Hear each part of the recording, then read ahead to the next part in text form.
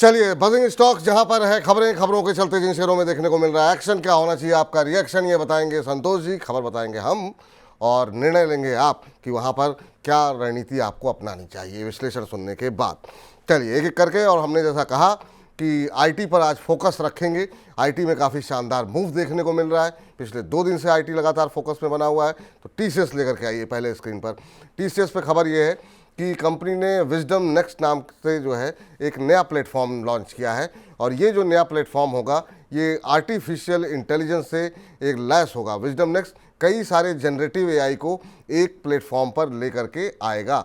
इससे जो तमाम जो बिजनेसमैन हैं, जो व्यापार से जुड़ी हुई समस्याएं हैं, उसके सोल्यूशन जो है देने में ये आर्टिफिशियल इंटेलिजेंस मदद करेगा। और इसके साथ साथ आज इस शेयर में हम देख रहे हैं कि 1% से ज़्यादा की मजबूती देखने को मिल रही है टीसीएस के अंदर। एक नया प्लेटफॉर्म लॉन्च हुआ है सर टीसीएस का, अब सबका फोकस एआई को लेकर के है। अब करीब करीब 2% ऊपर ये शेयर ट्रेड करता हुआ 3900 के ऊपर जाता हुआ दिखाई दे रहा है। आपकी राय क्या होगी टीसीएस को लेकर के सर? देखिए, मेरी राय ये है कि अगर आप बेलवेदर कंपनीज में देखना चाहते हैं तो मुझे टीसीएस और एचसीएल टेक ये दो कंपनियां पसंद हैं। नंबर्स अच्छे हैं कंपनियों के। और जो चूंकि एआई प्लेटफॉर्म जो है अगर ये बना रहे हैं और आने वाले टाइम पे एआई के काफ़ी यूजेस होगा, तो उस लिहाज से मुझे लगता है कि ये कंपनी अगर एआई की तरफ जा रही है और उसके प्लेटफॉर्म को लॉन्च कर रही है तो काफ़ी बढ़िया हो सकता है आने वाले टाइम पे। तो डेफिनेटली इस कंपनी को देखना चाहिए। तो अच्छी खबर है, अच्छा मोमेंटम, 2% के आसपास की तेजी। टीसीएस अपने क्षेत्र की दिग्गज कंपनी भी है। और एक और दिग्गज कंपनी का जरा जिक्र कर लेते हैं, वो है विप्रो। विप्रो पे भी कुछ एक खबरें निकल करके आई हैं, आइए जरा स्क्रीन पर लेकर के आइए जरा।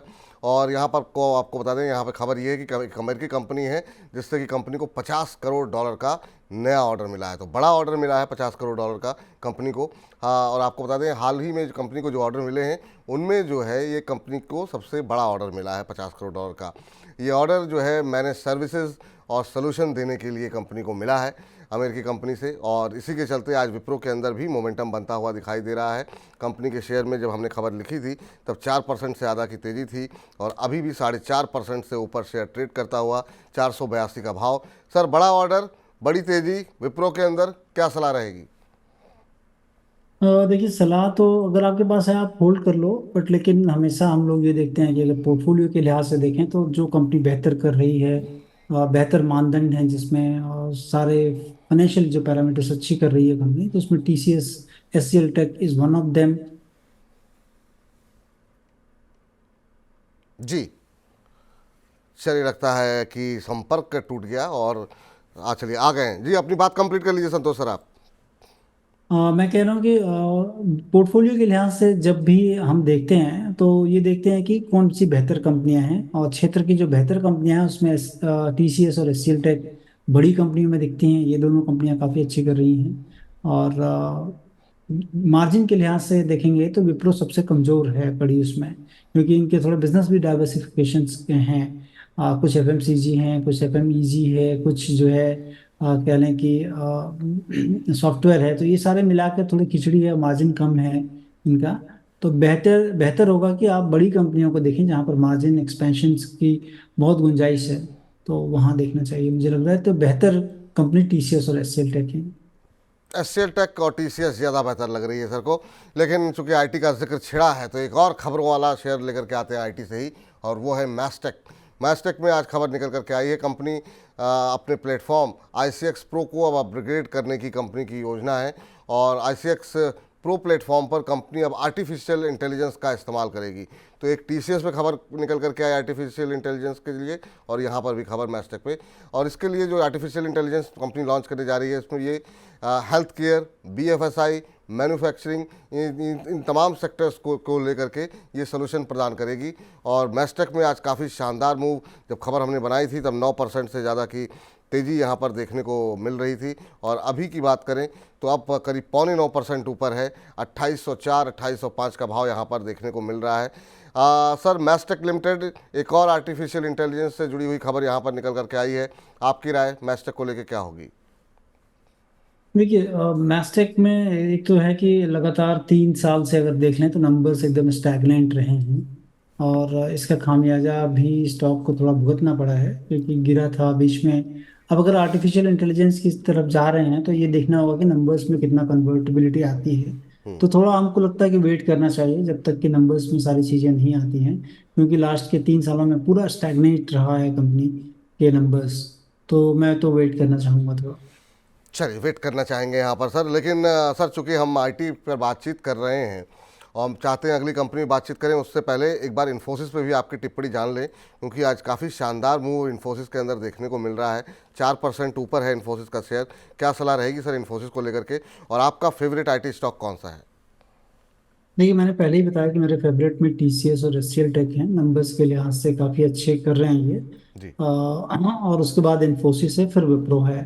तो मतलब ये लोग थोड़े से निचले पायदान पे हैं, तो बेहतर है कि आप बेहतर कंपनियों की तरफ देखें। इसमें भी एक ब्रेकआउट जैसी स्थिति तो डेफिनेटली है, और चूंकि जब सेक्टर चलते हैं तो सारे स्टॉक चलते हैं।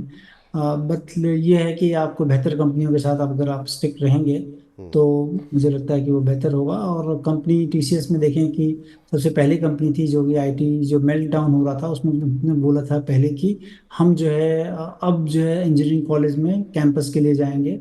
और एक्सपेंशन जो हम मैन्युफैक्चरिंग कंपनी में देखते हैं, और यहाँ पर एक्सपेंशन हम देखते हैं कि बेंच स्ट्रेंथ कैसे बढ़ाएगी कंपनी, और ऑर्डर बुक कैसे रह रहे हैं, तो उस लिहाज से लगता है कि टीसीएस जो है वो वेल प्लेस्ड है। जी। सर क्या मान लें कि आईटी के लिए वर्स्ट पीरियड खत्म हो गया है, अब एंट्री ले सकते हैं? काफ़ी लंबे समय तक बहुत थकाया है। ये कहना थोड़ा सा जल्दबाजी होगी मुझे लगता है कि, क्योंकि जब तक कि यूएस से इन्फ्लेशनरी इन्वायरमेंट ठीक नहीं होते हैं तब तक तो आपको थोड़ा वेट करना पड़ेगा। ठीक है सर।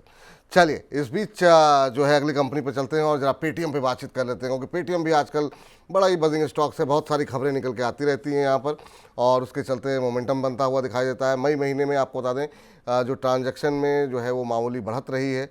अप्रैल के 110 करोड़ रुपए से बढ़ करके ट्रांजैक्शन जो है मई में जो है 114 करोड़ रुपए का कुल ट्रांजैक्शन पेटीएम के माध्यम से हुआ।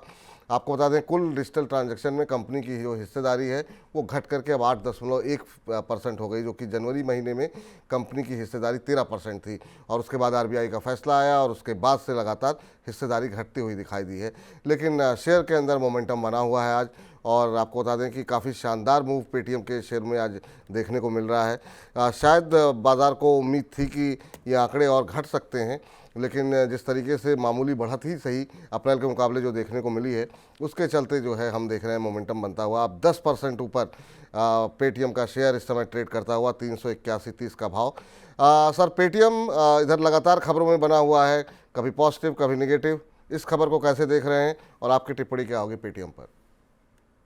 देखिए, जब भी कंपनी बहुत खराब दौर से गुजरती है और कोई भी अच्छे न्यूज आते हैं तो बहुत बड़ा मतलब कह लें कि अगर आप आईसीयू में हैं और कोई अच्छी न्यूज आई कि नहीं, पेशेंट रिकवर हो रहा है, तो ये एक बहुत बड़ी राहत की सांस होती है। और वही चीज़ हमने प्राइस में देखा है।